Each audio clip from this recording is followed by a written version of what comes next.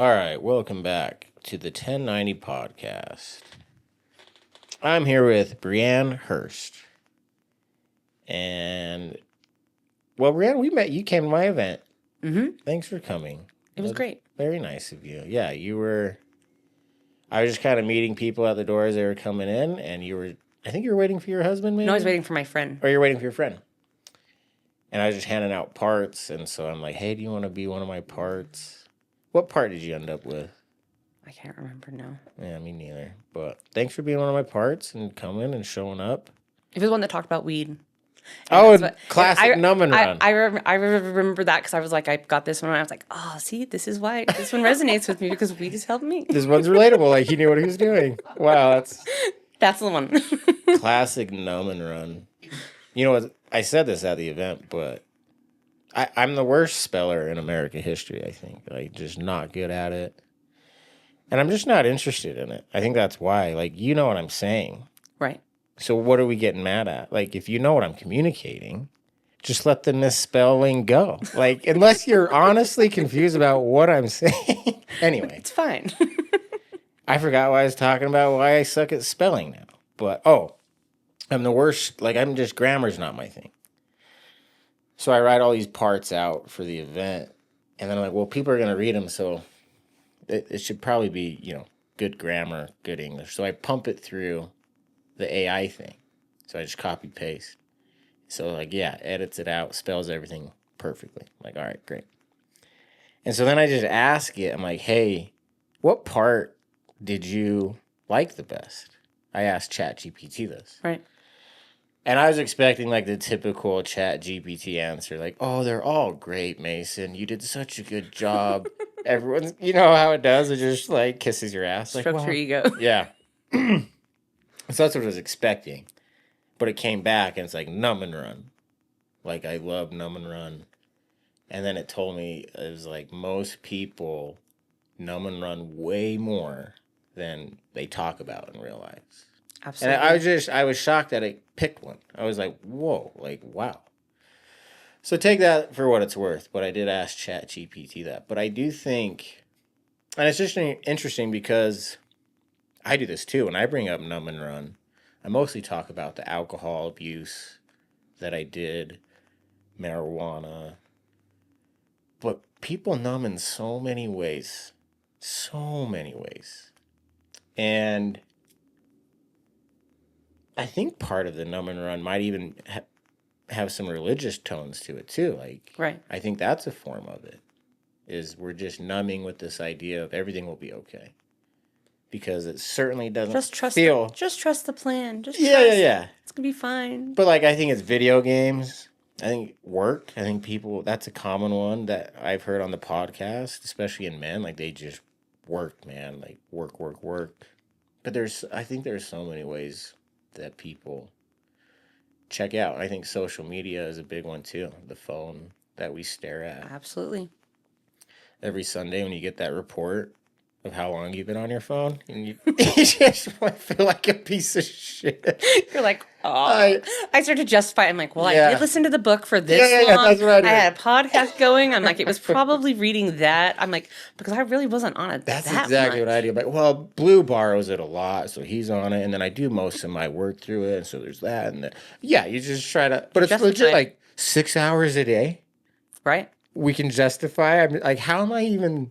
Yeah, I hate myself when that. I hate when that pops up. I'm going to set some goals, really work on myself. Just put the phone down. Put the little limitations on it. Your phone's like, you're done using this app because you can do that. But it's annoying. Have you heard of the brick? You can put your phone in like a brick. For it's in this brick for an hour. So you can't touch it for an hour. It's like locked away. Yeah, you guys That's interesting. I haven't heard that, no. Yeah, well. Wait, is it an actual brick or is it like a soft? Sammy was telling me about this, and the way Sammy told me, it was like in a form of a joke. Like, this girl on TikTok was using it to describe, like, I've been bricked. Like, I was bricked, so I didn't get your message. Because I was bricked. Anyway. We're done. Yeah, let's just get into the obituary, and we'll just get into the sad, terrible, which I got online through technology and the phone. So there you go. It's justified. All right. Brianne, thanks for coming on, and thanks for coming to my event. I appreciate it. Okay. Peter J. Myers. February 2nd, 1961. Peter J. Myers was placed into the arms of his loving mother and sweet father after a long-awaited arrival and great anticipation from 5 older siblings. He was their little groundhog, and whether he saw his shadow that day or not, it didn't really matter. His warm personality made any cold weather disappear. Born in Longview, Texas, Jay attended Longview High School and was a proud Lobo. He played various sports but excelled in football and softball. As he grew into adulthood, Jay, I am sure, was always a proud Texan. Being a Texan is a part of your heart and soul, he would say, and Jay let everybody know it, no matter where he went. The Dallas Cowboys were his team. The Mason-Dixon line was serious business, and he made sure that everyone knew that Texas girls didn't sweat under that hot summer sun. They glisten. With every word and sentence, he proved that it was good to be loud and proud of your roots. He lived in various states, Colorado, Utah, Idaho, and Oklahoma, but never forgot about Texas. Jay served a mission for the Church of Jesus Christ of Latter-day Saints in Colorado for 19 months. He always said it was a challenging experience, but one of the most memorable times in his life. He made lasting friends and memories. It is here where he met Sherry Sprickerhoff. Mm-hmm. They married soon after he returned home and started a family, welcoming Brianne, who we have here today, into the fold, followed by Bradley 5 years later. After working for the Longview Police Department for 10 years, Jay switched gears and decided to further his education and attend Brigham Young University.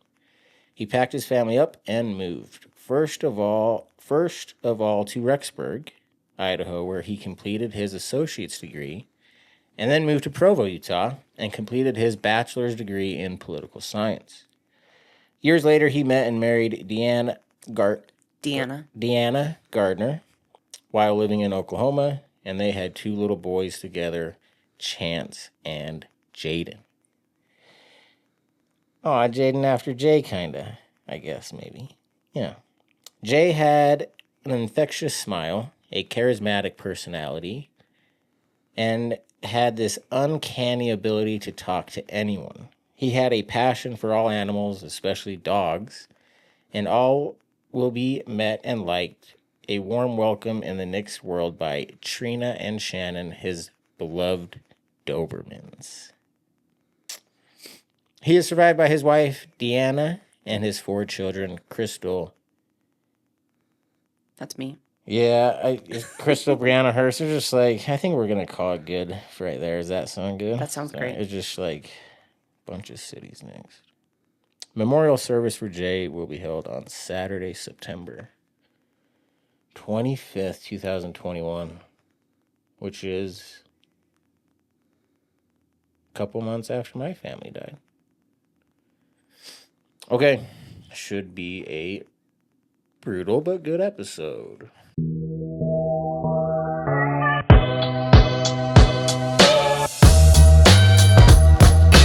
Life's 10% what happens to you and 90% what you're going to do about it.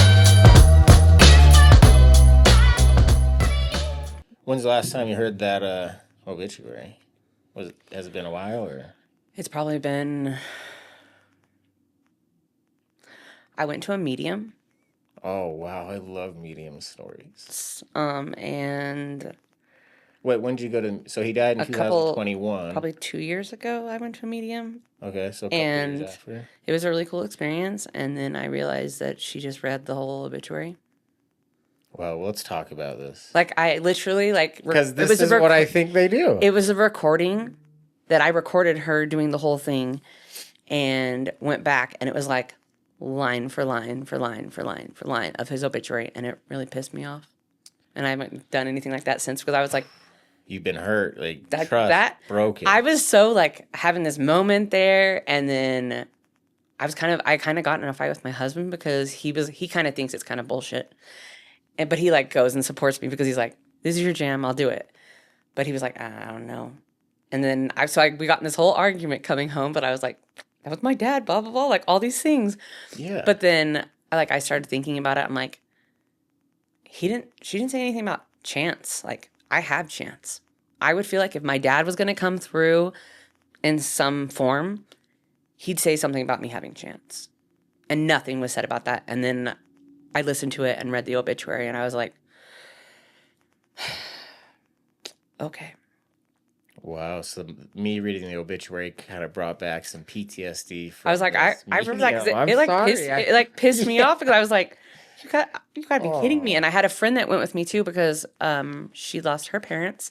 Yeah. And afterwards I told her, I was like, that lady totally just, she read the obituary. She's like, yeah, I figured that about my mom and dad too. And we did it too. And I was like, that's so messed up that That's you're like, you're you need to making go to- money off of people's grief. You need to go to jail or something. Yeah, that's so not cool, man. Yeah. And that's why, like, I'm so skeptical of them because even if it went super good, I'd just be skeptical. Like, I couldn't even. I need something accept like it. some hardcore Yeah, thing, something I would that's need like something. like in Ghost. Like when they're Making like a pot like- and you like fill a pot. that like, shirt, you're wearing that shirt that the spaghetti sauce spilled on. Like, I need something like I need that. some answers, man. Like something that's like, no one else is gonna know. No one's gonna be like looking this up on Facebook.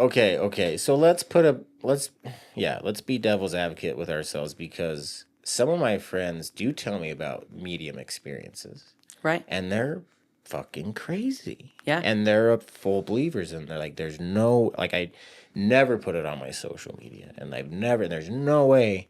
And so like, and I believe them. I'm like, yeah, like I believe that you believe that. Right. So like, yeah. Well, I'm like, I want to believe it too. Like, I know. Like, who doesn't want to talk to him?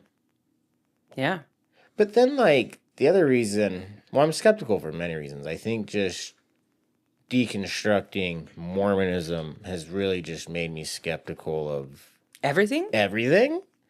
And then grief, man, like, really just, I'm still trying to find myself and find an identity and figure out who I am and what any of this means. So I'm just trying to figure out who I am. So trying to figure out if there's a God sounds really complicated. Yeah, And absolutely. And so like, yeah, maybe make it a little more obvious because I'm really looking and trying to find answers here. But yeah, and then I think trust, like I don't trust myself a whole lot because of grief. And so it's hard for me to Like put it hurts trust when you're in wanting people. that to not hurt so much, and then someone possibly brings something in that's going to make that hurt less, and you're like, okay, like, yeah, give it to me, you know? And then, okay, so let's just assume Courtney, Riggins, Frankie, Race Ryder, your dad, these people we love that are dead. Let's assume they are in this heaven or whatever, and you can communicate to them. I'm pretty sure, like, one thing they would communicate is they're struggling. It's not easy. They miss us. Right? I think that would be part of the communication. Yeah. But it's always sunshine and rainbows. Everything It's always, great, oh, did you pay me?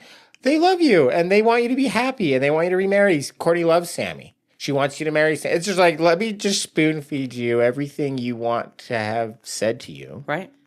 And we eat it up because we love lying to ourselves. We do it so easily. Like, if it makes us feel good, like, yeah, let's roll with that. And I'm just real skeptical of that behavior now, and it's hard for me to commit to anything. That's where I'm at too. Yeah. Well, I'm sorry that. So you got skeptical, like going back, reading the obituary and stuff, you kind of had your doubts. And yeah. Okay, well, we don't do like a lot of losing parents, I don't think. And it's a type of grief that I can't really relate to. I haven't lost my dad or mom. I'd be devastating if I did it. And so, I have the experience of losing a daughter, but a daughter losing a father the other way around. Yeah, I can't really meet you all the way there, but obviously have some similarities in grief. But where do you want to start with your story today? You want to start little kid with your dad, or where do you want to go? I'll probably start. I try and listen to myself when different situations go on, and it was kind of crazy because a year before he passed away, I'd had brain surgery. You had to have brain Yeah, surgery. I had a brain tumor. And I Sorry, we need some context for our listeners because this is not funny that you had a brain tumor at all. But the reason we're laughing is because Ryan, because I said something to the effect of like, so your dad died. That's mostly what we're going to talk about. Right. And then Ryan was like, yeah, you're not going to do the classic 1090 where you bring up these other terrible things that have happened to you. Like it's no big deal. And then boom, you did it. Like, yeah, I had a brain tumor. And it's just like, what? What? I did. Where do you want to start with your story today with your dad? Well, I had a fucking brain tumor.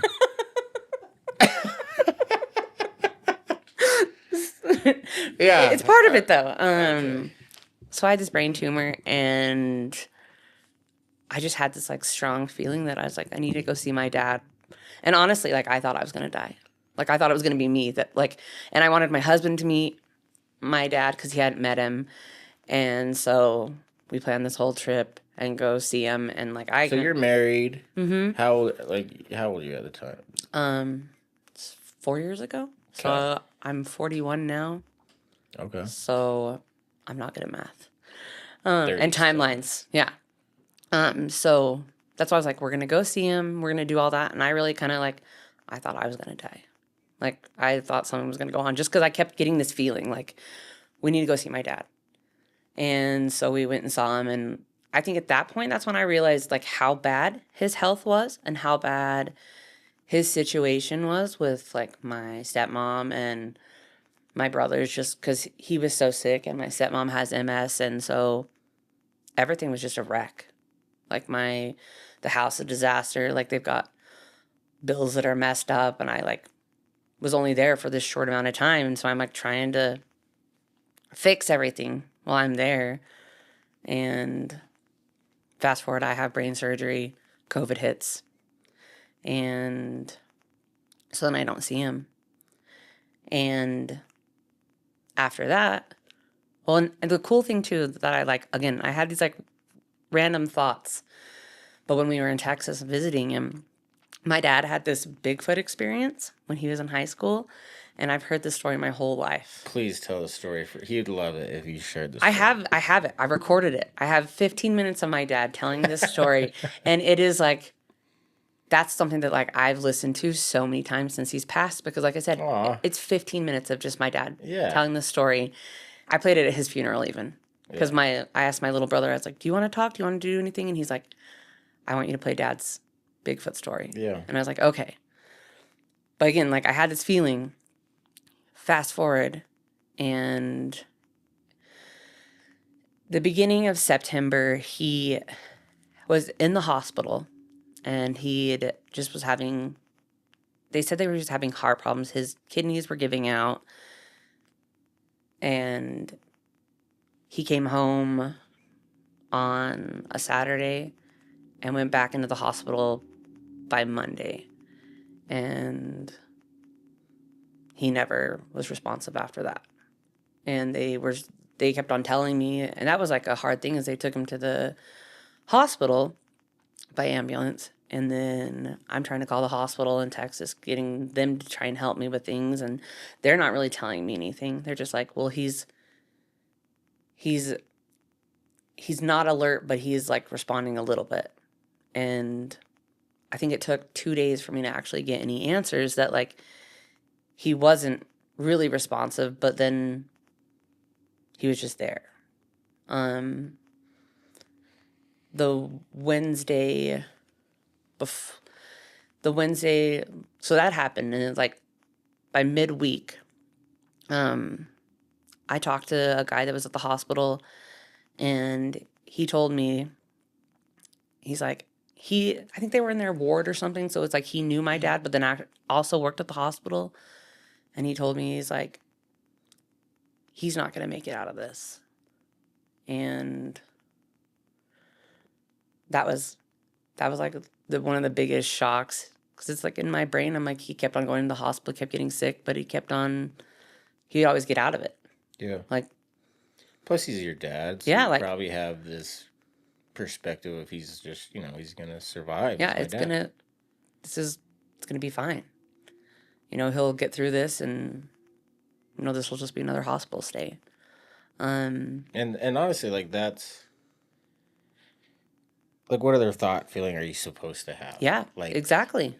That's just kind of what you gotta do. Like, or like, you're just gonna die. Like, no, like, you gotta. No, like, hope's really a dangerous game, but you have to play it. You gotta exactly. have hope. Yeah. Well, and I feel like they kind of gave me little bits of hope because, like I said, they were like, oh, he's like making little noises and everything, and so then I'm like, okay, like, it's gonna be fine. But then after I talked to him, and he's like, no, and that like started this whole. I was his medical power of attorney. Oh no! So you get the whole weight. I got to go over his DNR. What does that mean? Do not resuscitate. Oh. So I had to send them all the paperwork for that because he had a DNR in place. And that's so hard. Like, that was so hard being like, because a part of me felt like I was the one doing it, even though he's in this place that I'm like, it's not me. So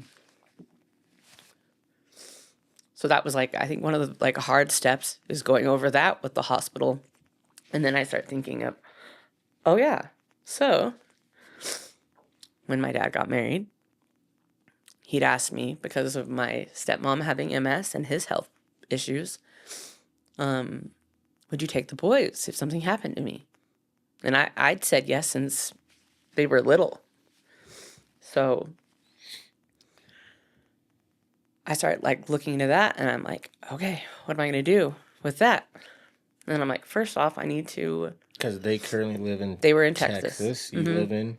And I live in Utah. And kids are expensive, man. Like, it's not just the love and taking care of them, obviously, but just, to live every and to bit go of to it. School and to be a kid. And so I'm like trying to figure all that out, what I'm going to do. But then in the same breath, I'm like, well, they said they're like, if you want to get like phone calls in line so that you can say goodbye.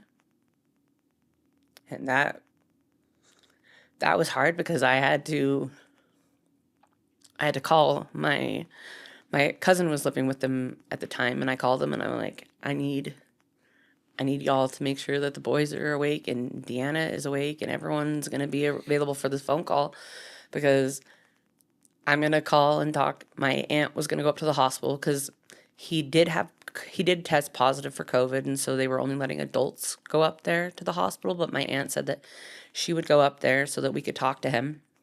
And so I get all that lined up, and I talk to them, and that was a hard call to say to them and be like, Aunt Becky's going to call you tomorrow at this time, and we're going to say goodbye to Dad.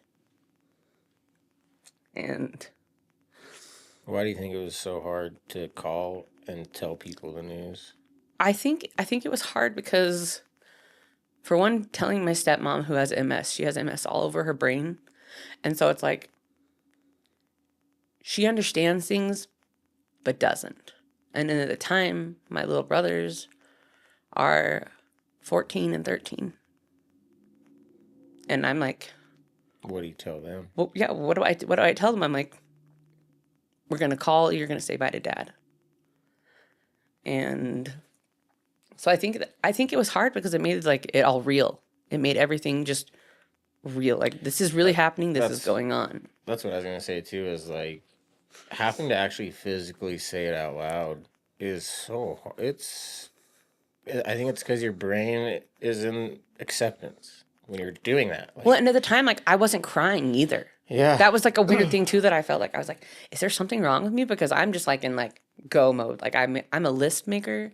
Yeah. I've got lists of like, this is what I'm gonna do. I gotta do this. Like I gotta get this shit done. And so like there wasn't tons of emotions. And I think that was a weird feeling too. Like, why am I not crying? Why am I like just handling this? What's your dad like in this situation? What is he saying? What, or He's not talking at all. Yeah, He's didn't not see him since responsive. yeah. So you Yeah, can't even. He's not anything. My aunt got up there the next day and she talked to me and I said goodbye and talked to him. She called my brothers. They got to say goodbye and my stepmom. And it was kind of crazy, like the timing of everything, because my aunt got out to the parking garage and the nurse called me and said that it'd probably be between 10 and 15 minutes. And so I called her back and I was like, will you go upstairs and be with Dad so he doesn't pass and he's alone? And she's like, yeah, I'm just in the parking garage. She said she got up there and she said that he kept on like kind of moving and like pointing up like up. And she said that honestly scared her because she's like, that's what my grandpa did when he was passing away. Like, and like, so like just move. And she's like, and the thing is he's not like responsive. And so they're just like, what's going on? And she's just like, she told me, she's like, Jay, you can't do that. And then he was gone. And I was really glad that she got to be with him because I didn't want him to be alone, you know? Yeah. And that kind of like started this whirlwind after that because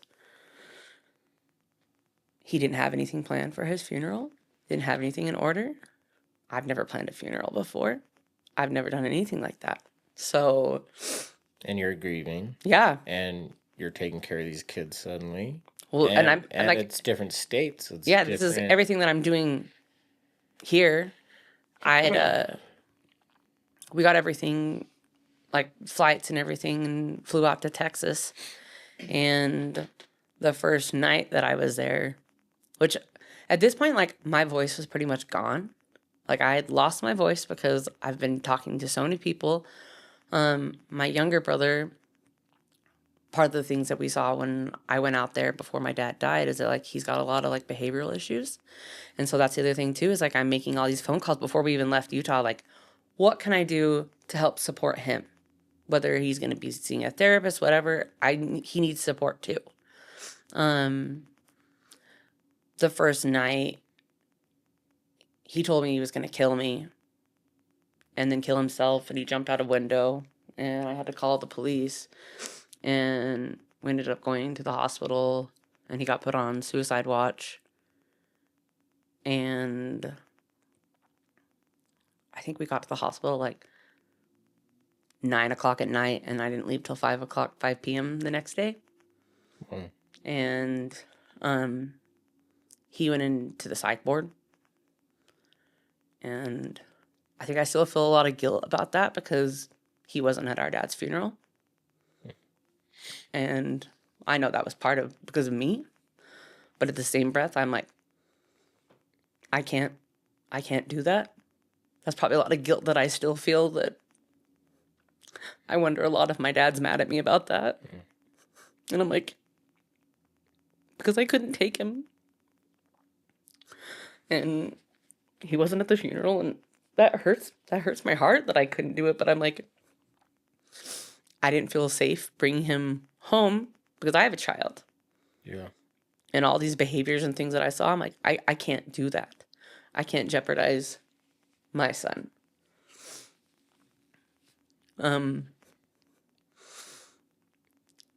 Had the funeral. It was crazy. Like I said, I'm making all these phone calls to the mortuary, the hospital, and my mom actually wrote the obituary. My mom is a really good writer. Yeah, And so she did a good job. she wrote it, and just all these things that like I didn't know the ins and outs. Like no one talks about that. Like all the things that you have to do to prepare for a funeral and that like you don't know. Are you gonna bury him or cremate him? Right. Where are you gonna bury him? What headstone do you want? What price do you want it at? Do you want to donate any other organs? Do you want and you're just like, oof, yeah, it's a lot. And I don't know. I think having so much put on you may have helped you in some ways, just by giving your mind a distraction. Oh yeah. But then also, obviously, it's really hindered you in probably grieving. It probably delayed your grieving a bit, at least. I don't know what I mean by that, but really fully being able to lean into it and put energy into that probably push that back a while for you, which can do a lot of damage, I think, unconsciously. Absolutely. So yeah, just speaking from my experience of people who took care of all this for me, because I didn't do anything that you're describing. Like, I had so much help, I could just literally not do anything and just numb out. But my family members who did that, like, the communication with them years later is like, I'm just starting to grieve now. And it's been years later for them. Right. It's like, holy shit, like, you're just getting started? Like, I don't know who to feel worse for, me or you. Yeah. And so I think it was a blessing and a curse for you. I think it did both. What are your thoughts about it? No, Because there's so much on your plate. And I do. and then shame and guilt. We just need to talk about that too in this episode. I just want to say that because sometimes the conversation goes, but the shame and guilt you have is real. Well, I got my dad cremated my whole life. He'd always said that he wanted to be buried. But I was like, I'm in Utah. I don't want to do that. Like, I want to take you home with me. And so that's what I did. Your half brother misses a funeral and you feel like, I mean, he's literally threatening your life. He's threatening his own life. You're saving this kid's life and you feel bad. You feel bad about it. And he's in foster care still. Yeah. That's hard for me. And I'm like, I never planned for that. Your dad got married, had kids, got divorced, got remarried, had kids, moved to Texas, died. You're trying to take care of him and you feel like it's your fault. That's how guilt and shame work. It doesn't even have to make sense. It doesn't even make sense and it doesn't matter. Because the feeling is, it's my fault and I suck. And I know all the parts of us are trying to help us. And so, I know shame and guilt are good to an extent. We need that. Because, if we never felt bad for anything we did, we'd all just be Ted Bundy. Right. Just killing each other. But man, I think that shame and guilt just really controls us like a puppet more than any of us realize. And then the self-sabotage that can set in from that. Oh, yeah. Oh, not good, man. That might be what your brother's experiencing. A lot of self-sabotage. He probably feels shame and guilt. I don't even know. And he probably feels shame and guilt. See, and I don't know. I haven't talked to him. I attempted to talk to him a few years ago, and then his foster mom sent me a message and was like, he wants me to let you know that he forgives you. And I was like, oh, are you fucking kidding me? He forgives me? Yeah. Oh, please let me know. It pissed me off because I was like, you forgive me? I had to do all this stuff and then you're pulling this crap while I'm doing it and no. And I haven't talked to him. Wow, the perspective, because your perspective, and then he's this young kid and he's probably like, my dad died, and then this lady shows up and she's trying to tell me what, fuck her. Yeah. And yeah, I'm sure, I'm sure that perspective would make sense in his head. And then you're just like, I'm literally just trying to help. Yeah, I'm just trying to make things better. And like, if you guys could just communicate that and get on the same page, it would do so much. But it's so hard to even have that conversation. Well, I'm like, he's a child too, and it's like, I think I have had different perspectives on it because I do have my one brother. I brought him back with me, and we've had all kinds of conversations and different things, and that's that shame and guilt. Like when he asked me about kind of like a play-by-play of like how things went, and I talked to him about the DNR, and he looked at me and he was like, "You chose to kill Dad? You let him die?" And I was like, I didn't do that. Like, this is something that Dad had in place, but because I was the one who was like, okay, this is what we're doing. That was hard to hear. Yeah. To think like, is that really what you think? Like you think that that's what I wanted? Like, I didn't want any of this. Like this has rocked my entire world. Yeah. Like my husband had so many people tell him, like, since getting my brother and different things that's gone on, they're like, if I was in that situation, I would have divorced her. Because he just took on, another child that isn't his. And all the stuff that's gone on with, like, we went to Texas and cleaned out his whole house and did a funeral and then brought my brother back. And all these things that, like, he didn't sign up for that. Yeah. But he's been with me, but I'm like... And as painful and as unfair that is to you, he needs to be able to say that. If that's how he feels. Like, right. You guys are never going to have a relationship if he's just keeping that thought buried. Right. And so, like, I think... and I that totally brought up conversations where like, I'd asked him, I'm like... Exactly. Is that how you feel? Like, do you feel like that? And he's like, no. Like, I'm glad that I can be here. He's like, it hurts because I wish there's more I could do. He's like, I know you're hurting. I know that because it's changed me. Like, I feel like I'm a totally, like, I feel like I'm the same person, but I'm not. Like, well said. Yeah. I'm That's not. how I feel. Like, I'm not the same person. Or maybe like a worse person. It depends on the day. I have yeah. I'm like, it depends on the day. There's definitely some things I miss about the old Mace, for sure. But man, so much. Oh, see, your dad dying, and then just it doesn't get easier. The aftermath, the ripple effect of how it impacts everyone, and the anger. Like, I've had anger at my brother Race. Like, he was driving the car, so I've had anger at him. I've been angry at Courtney. Like, why did you decide to go last second? Like, the plan was not to go. Right. And so, like, I've had anger with that even that I've had to work. So, like, I think our brain wants an answer. It wants to make sense of things. And so, like, when these young kids, like, oh, so you killed Dad. I don't even know if he even knows what he's saying in terms of how it's going to make you feel. I think it's his brain, like, oh, so this is how Dad died. But there's just so much emotion that needs to be talked and worked through. And I think even though what they're telling you is awful and mean, I don't know. I think if you handle it the right way, like, those discussions, man, can really lead to powerful things. And if you can show them, like, hey, like, I'll listen to you and I'll stand by you, even if you say things like that to me, like, I'll listen to you and I'll let you be heard. I think that'd be really helpful, but they're so young. Like, they're so young, That has been a thing that I think he's, like, learned about me, is that, like, even if I'm frustrated or he hurts me, like, I'm like, I still love you. I still care about you. I want the best for you. Like, I am here to support you. Yeah.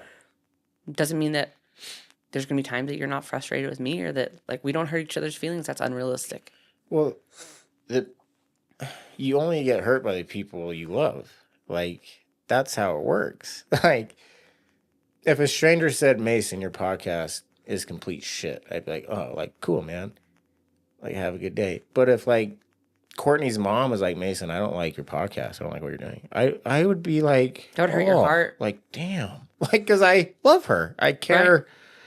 And so, like, that's one of the things with life is, and that's the price of love. Like, you really got to be careful who you choose to love because they're going to hurt you. And that's what love costs. You're going to open your heart to this person. You're going to love them. And if they lose your trust, lie to you, do something, it's going to hurt. So I'm sorry that you didn't just lose your dad, but painful, painful experiences ever since then. I have to ask, too, just because COVID is a nightmare. It said on his death certificate he died of COVID. Do you feel good about that? Or No. Do you want Like, to say what you think he died from? I feel like it was mainly like his kidneys giving out. You know, he had been on dialysis. Like, he was sick. Like, He was going to die soon.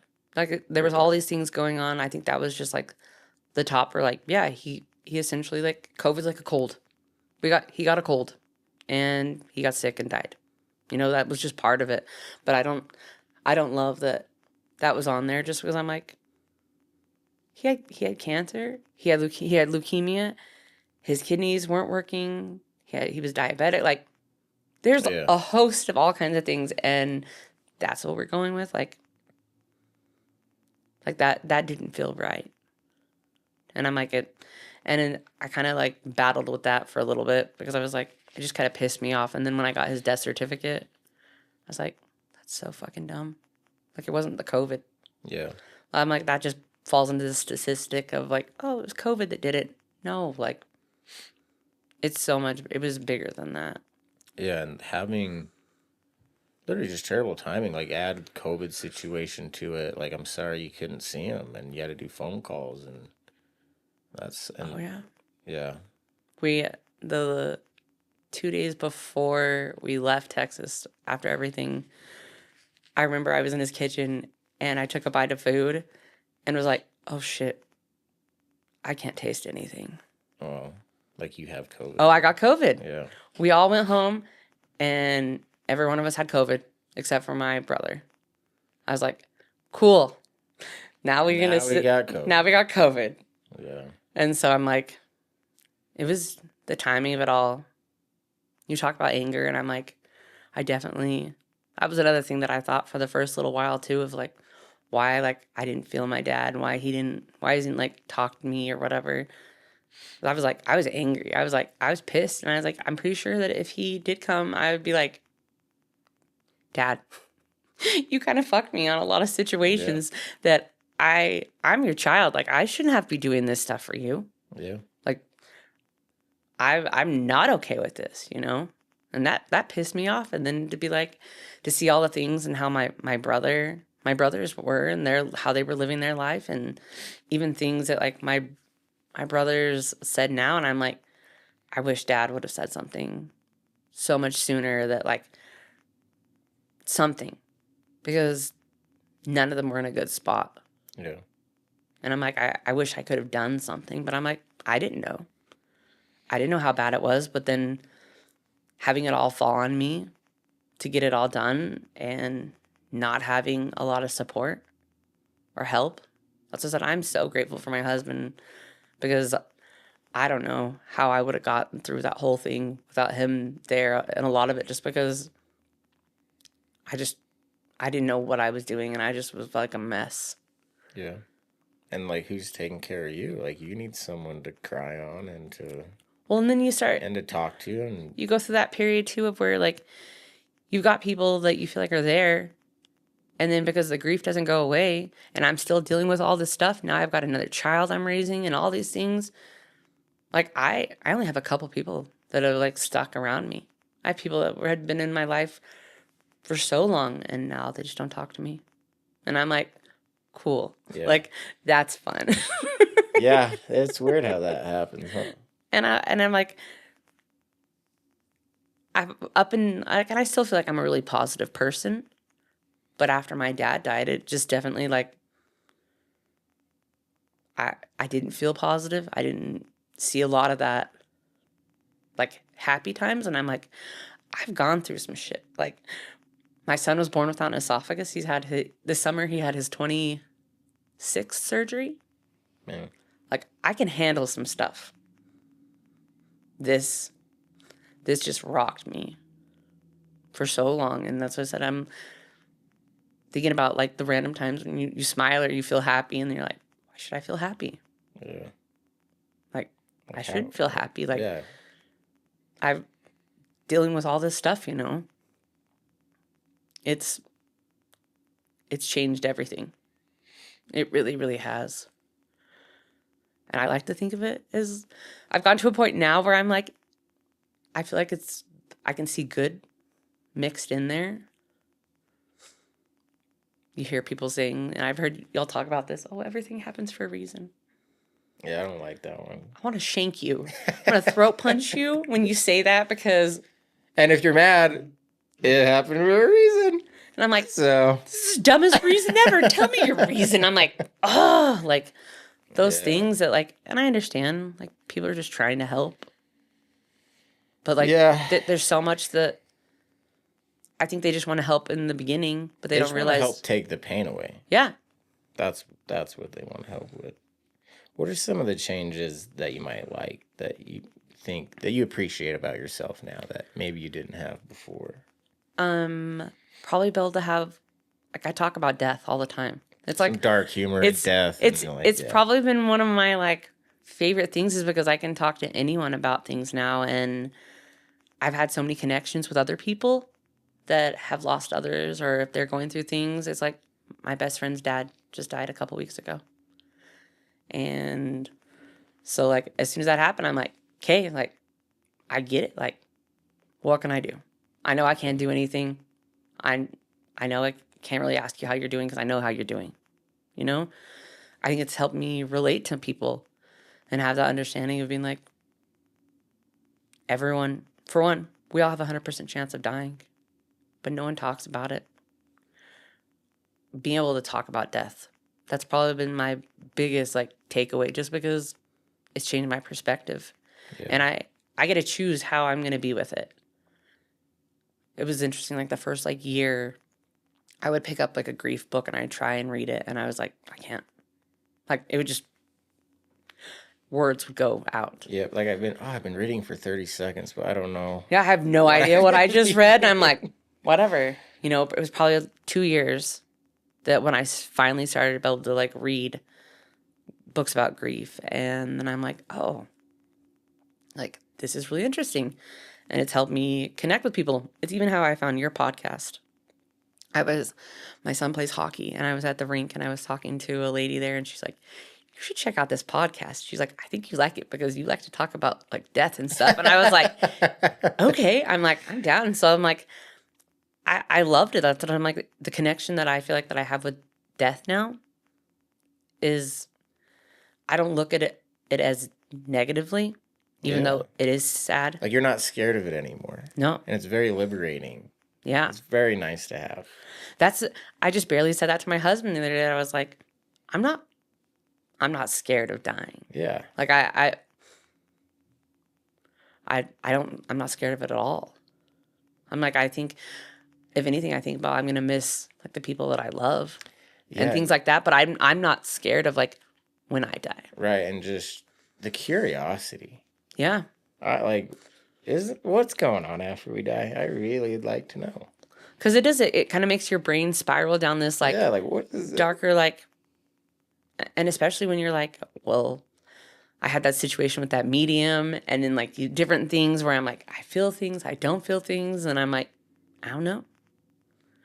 Like, there's so much that I'm like, I think our brains just do, just as you said, to, like, make us feel better. For sure. But it's hard. There's definitely times where, like, I feel like if my dad does communicate, it's probably through music. Because there's been a lot of times where, like, things go on and I'm like, Dad, this is really uncanny. Like, okay. Yeah. You know, my brother, he had knee surgery. And so we pulled into the parking lot of the hospital, and the Cops theme song came on. My dad loved. Bad boys, bad Yeah. boys. What you gonna do? What you gonna do when they come for you? Exactly. So that comes on. Bad boys, bad. I'm sure. And I told my brother, I was like, okay, dad's That he's messing with it. Man, yeah. like, and I do that all the time. Like I was shooting hoops at the gym yesterday, and there's a fly flying around my face, and I was like, "This is Race right now. He's just bugging me. He's bugging me. Like Race, get out of here." right. And like, it's probably not, but like, that's not the point. The point is like they're living in my life, in the moment, through this my mind and this fly and the event and thinking about them and knowing that Race was a jokester. Like you're honoring so many things just with this little interaction with this fly. You're creating this whole thing that's beautiful, really. And that's how I stay connected to him, I think, is talking about him and watching other kids play and ride their bike and appreciating the fact, like, that's what I miss. Like, I wish Riggs could ride his bike today. And so just having this appreciation that this kid gets to do that, like someone's doing it, Right. is kind of a beautiful thought. Like, it's bigger than you type of thing. And, like, if you're not going to honor life and try to enjoy it, then really there's no point of just trying to survive it. Like, Yeah. you might as well join your loved ones on the other Which side. I know that sounds really messed up, but that's how I feel. That's really how I do. I'm like, if you're not going to at least try a little, do something, why? Then what are we doing? And I know, again, that sounds way messed up. And then grief sucks because, like, then you'll have this mindset. And so you have a good day, maybe even a good week, and then you just hate yourself. Like, I can't believe I'm happy. How can I be happy? And if I'm happy with Blue and Sammy, if they died, I'd just be happy again? So really, what do I even believe in with happiness? Like, it's just a complete, I don't want to be happy. And then I do. It's just this, and finding the balancing act of it has just been so hard for me. But I think I'm getting better, like, because it's just the same thing. So I just try to be sad and happy at the same time. Marijuana. Like, honestly, that's been like, Yeah. Before I would only like a little bit, like here and there, like on the weekends or something. And then after he died, I was like, every day. Yeah. That'd be like, it's going to be nighttime. I have to make it to bedtime because I'll smoke after bed because that's when I need that. And that's when I'm going to chill. And then I can like process.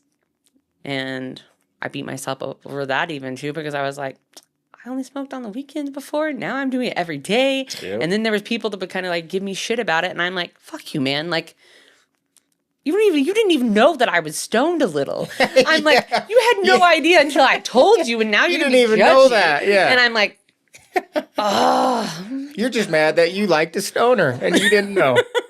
It doesn't change anything. Like, I'm still the same. Exactly. That's what I'm like, oh, that's dumb. Yeah. But honestly, it's like, that helped a lot. Well, the sleeping. Oh, Like, another topic I don't talk nearly enough about with grief, like the sleeping, man. what sleep? What, Yeah, what sleep are you exactly. talking about? Or like the induced sleep? Or I mean, Oh. like when we're taking things to sleep? I mean, because it's like you lay there and your brain just. Yeah. And then part of you doesn't want to fall asleep because then you're just going to have to wake up and then it hits you. Like, I don't want to get. I'd do this all hit again by tomorrow. it. Like, yeah, like I've been in it. I don't want to get, like, re-enter it. Yeah. Yeah, it's kind of like you yeah. And then, like, I don't want to dream about him because I'm just going to wake up and cry and want to die. And so, yeah, and then, like, the lack of sleep just, boils over into everything else. Just makes everything worse. Not good. So, yeah, I think the marijuana definitely helps me sleep, too. I kind of... We were talking about with our screen time, looking at our phone and justifying it. It's like the same thing with weed. Like, just at night, and then, like, maybe in the morning, and, like, after lunch isn't that bad. Like, I have to do it before dinner. Like, it makes dinner taste better. Like, this movie's funnier if I'm high. So, like, and then it's just, when are we not smoking all of a sudden? So, like, yeah, I definitely gotta work on some things, but no, okay, so you came to the event. Mm-hmm. And our therapist, our therapist, Matt, he played that song, the Humbling River or whatever, which is basically like you can't cross the river alone. Like you gotta do it with other people. Right. And it's so true in the outward mentality. Like you need help. Like you need a team. Sure. But it's also like inward. Like all the parts of grief I need. And like even marijuana, as bad as it is to numb, like we need the numb and run part. Because Right. it's so awful. Like you got to just give yourself a break a little bit. And obviously, like you don't want to be an addict and all those things, but I don't know. I feel like all my parts I need right now to get across this river, they're all necessary. And maybe I can get to a point where some parts can change or go away, but I don't know. I just have a lot of. Hey, I'm back to the weekends. All right, you're just a weekend girl now. Yeah, See, that's what I'm like. But good that's for been you. like. Is it the weekend today? What It day is. it? It's So we Sunday. can smoke after. Yes.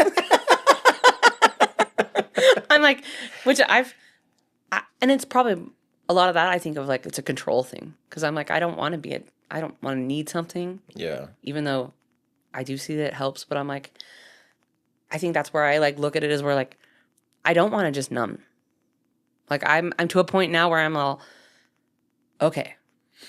Like I know when times that I'm like I do want to numb, but I'm also to a point where I'm like I'm okay feeling things. I want to feel things. I want to be in a place that I can help myself, that I can help others, you know? Be able to have conversations about, you know, death with people. I don't think I realized how much like that helps. You know, and I think that helps build your circle and people. Yeah, you find your tribe. You find your people that think like you. Yeah. And those are the people that, well, hopefully they'll stick around. You think they would, but I thought the first batch of people was, so I don't know. Well, and it's so interesting because I'm like, I think it just becomes so much for people that they think, you know, it's going to get better. Like 6 months, you should be at this place. A year, you should be at this place. And I'm like, just like I was like, I've taught my son, you can't put a cap on love. You can't put a cap on grief. There's going to be times where you're going to be having a great day and all of a sudden something's going to happen and it's just going to be like, yeah, can't get out of bed. And you can't beat yourself up over that. You can't have people in your life that are going to be like, oh, you need to get your shit together. Because that's not what you need. The reality is like, we're all going to have times like that. We're all going to have things that it's always ebbing and flowing on grief. Yeah. And I think having to find people that understand that and are willing to sit with you in that and understand that like you're human. You're going to have days that are going to suck. You're going to have maybe weeks that are going to suck. A lot of times like during those like anniversary periods, those are hard. You know, and it's like I sit there and think about how much I know you've talked about like the body keeps the score. Mm-hmm. Your body's holding on to all this stuff, you know, energetically. You're going to have harder times. You got to have people that are like, I know this is going to be a hard time. Yeah. But I'm here for you. And it's going to be okay. But it's hard. It's hard finding those people. Yeah, and when I've opened up to people, usually a common thing is they'll open up to like, oh, I'm hurting too. And then it becomes this beautiful, like, oh, like, I didn't know. Like, and then you have this weird bond in your pain that makes it easier to carry the pain for some reason. It's just easier with other people. And, closing this out, anything else you want to say before we get to movies? No. Do you want to give us some movies your dad liked before you tell us yours? Yeah. He liked Con Air. Oh yeah, he's an old school guy. Yeah. Well, he was in Con Air. What? Yeah, he was a stunt guy in Con No Air, which we way. actually got to go out on the set. It was filmed part of it was filmed in Wendover. Wow. And so we went out there, and yeah, so he really liked Con Air. That's a good movie. That's like a well-known film. So he was a stuntman. It was way cool. And I'm like, that's just getting to go out there. And I remember they had this like cactus that had like, it looked like barbed wire all around it, and it was just foam. You could hug it, and it looked so real. And I was like, that's a trip. Like, wow. We got to walk out on the big plane that they had on it. Yeah. Like, it was really cool. It's all AI now. See, movies were cool back then. Like, They were a lot better. yeah. Wow. Okay. What else did he like? He liked Taking Chance. Never heard of that one. It's like a warish movie. He liked a lot of like war type movies. Sure. He's a guy's guy. Yep. Those are the only two that I can think of off the top of my head. But like he watched a lot of stuff just because he was always calling me, because it's like he would go to dialysis and sit, and so he'd watch stuff, and then he didn't sleep very well, and so he was always a lot of cop kind of stuff too. He was a cop. He liked the cop show. Oh yeah, the cops show we watched all growing up. That everyone loved that show. For like when I was a kid, that song. That's how everyone knew their Miranda rights. Oh yeah, dude. Everyone wanted to be a cop. Like me and my buddy. Yeah, we wanted to be cops, man. Oh yeah. All right, what about you? Top 3 movie list for you? Milo and Otis. Milo and Lotus. And Otis. Otis. That I haven't seen that since I was a kid. It is. I've watched it, I think, with so many people, because it's just a happy movie. Like, yeah. It just makes me happy. It's like a cat with like black and stripes. Am I thinking? Orange. Orange stripes? Yes. Yeah, I don't know. A cat and a dog that are a pug and an orange cat that are best friends. And they go on this Milo adventure. Lotus. I was like, wow, when I was baby. That's why I'm like, it came out even before I think I was born, or maybe like way early. Wow, okay, you're just bringing back childhood memories with that one. I'm like, it's good. And I don't think I've ever played it for anyone that wasn't like, oh, this is funny. Yeah. Because it's just all these Dudley Moore does all the voices for him. And so it's just hilarious. I need to watch that. Maybe Sam would watch that because it's got animals in it. And it's just hilarious. All the different animals and all the way they talk. I know. That's one of my favorites. All right, I did not see that one coming. All right, we got 2 more. Princess Bride. Oh, As You Wish. I was like, that's just because it's a classic one. There's so many ones you could quote. And then Anybody got a peanut? And then Bridesmaids. Oh wow, that one's been said a couple times on here actually. Bridesmaids I watched it when I was first working in the salon, and my salon best friend and we would busting up laughing. Just tangents of saying it back and forth to each other. Yeah. When she passed away, I actually took my copy and put it in her casket. Aw. And so she has, because it was always like our thing. She'd text me random things from that. Like, I need it. These are actually almonds. And I was like, oh my. The movies that are quotable that you can quote those are the best ones. Oh yeah. They'll stick with you for a while. Yeah. So yeah, those are my 3. Good list. Thanks for coming on. Thanks for having me. Yeah, I really enjoyed the conversation. And life's 10% what happens to you and 90% how you respond to it.